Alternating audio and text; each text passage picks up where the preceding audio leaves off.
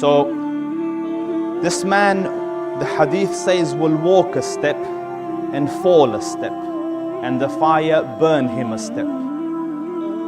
So he's in calamity. You know, every step he takes, he falls on his face, and the gush of the fire comes and he screams in agony. So he says, Ya Rab, release me from this, free me from this fire, for its flames have burnt me and its fumes suffocate me. And he complains to Allah Rabbul Izzah. So the Lord of mercy and honor tells him, this is my servant. If I release you from the fire, do you promise not to ask for anything more? So he says, bi'izzatik ya Rabb, by your honor ya Rabb, I swear, you take me out of here, I won't ask for another thing. So the Dhul Arsh al-Majid and Fa'alun lima yurid takes him out of Jahannam. And when he comes out of it, he looks back towards it and he says, glory be to the one that saved me from this. Not another person from the awwaleen or the akhirin is more honored than me. You see, because of where he was, in comparison, this is heaven. So in his mind, there is nothing more, no one is more favored than him. So he comes outside Jahannam. And then Allah Rabbul Izzah orders for a tree to come out in front of him and for a spring of water. So he's at the gates of Jahannam and he sees water. And understand there's no water in Jahannam. May Allah save me and you from Jahannam. وَإِن يَسْتَغِيثُوا يُغَاثُوا بِمَاءٍ كَالْمُهْلِ يَشْوِي الْوُجُوهِ. And anytime they ask for a drink, they are given a water that burns the face as they drink it. So water is a rare commodity. So when he sees water, he longs for it. But he's promised that he can't ask for anything more. So, and one of the hadiths says, Ya Rab, Ya Rab, oh Allah, oh Allah. Not wanting to ask, but at the same time it's too tempting. So then he says, Ya Rab, take me close to that tree and that water, so that I might sit under its shade and drink from its water. So Allah Rabbul Izzah says, Ya ibn Adam, ma aghdarak, O son of Adam, how would you break your word? Didn't you promise me that you wouldn't ask for anything anymore? So the hadith says Allah Rabbul Izzah excuses him because he's been shown something that he has no patience towards. There's no way he could hold back. Allah Rabbul Izzah knows. So when he goes under the tree and drinks from its water and enjoys its shade, another tree bigger and better comes out in front of him near the gates of Jannah, and the stream is running alongside it. So he looks at it,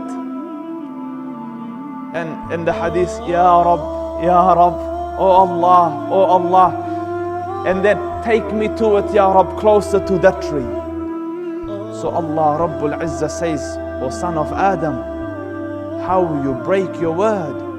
Didn't you promise? And every time, it's not an ordinary, it says, bi'izzatik, by your honor, Ya Rab, I won't ask for anything more. So he says, take me there, Ya Rab, I swear, I want, bi'izzatik, by your honor, I won't ask for anything more. So Allah Rabbul Izzah takes him to that tree. It is by the gates of Jannah. So when he sits under the tree and enjoys the shade and drinks from the water, he looks and he can see inside Jannah. And subhanallah, who can look at Jannah and not, you know, you see a nice house and your heart thinks, Ya Rab, or you see a nice car, kids do this, my Lamborghini, and it's not his. Yeah, because you want it so bad. So he sees Jannah and the heart longs for it.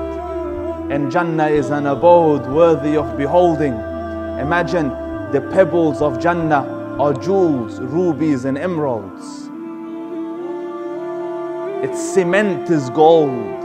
No, its cement is misk. Its bricks are gold and silver.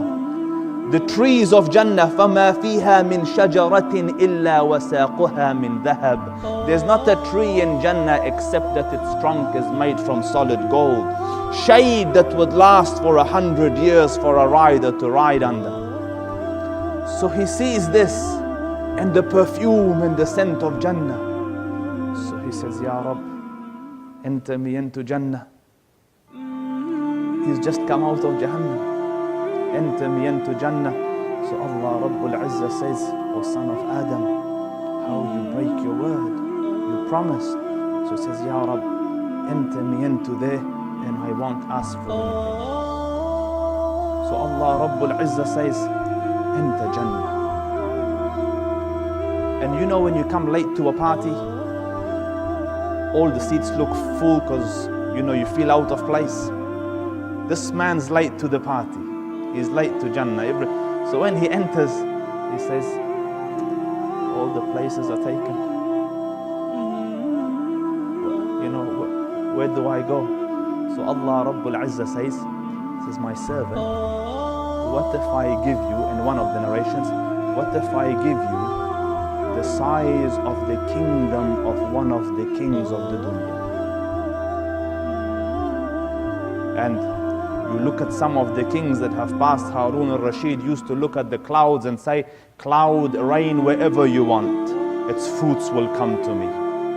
Because the bulk of the earth was under his reign. So there were kings like that. So what if I give you the kingdom of one of the kings of the dunya? So he says, Ya Rab, you make fun of me and you are the Lord of the worlds. You're mocking me, and you are Rabbul, I am nothing in you. So Ibn Mas'ud, when he's narrating this, laughed. And out of the sunnah, I am smiling with it. So they asked him, Ya Ibn Mas'ud, why did you laugh? He goes, because the Prophet of Allah laughed.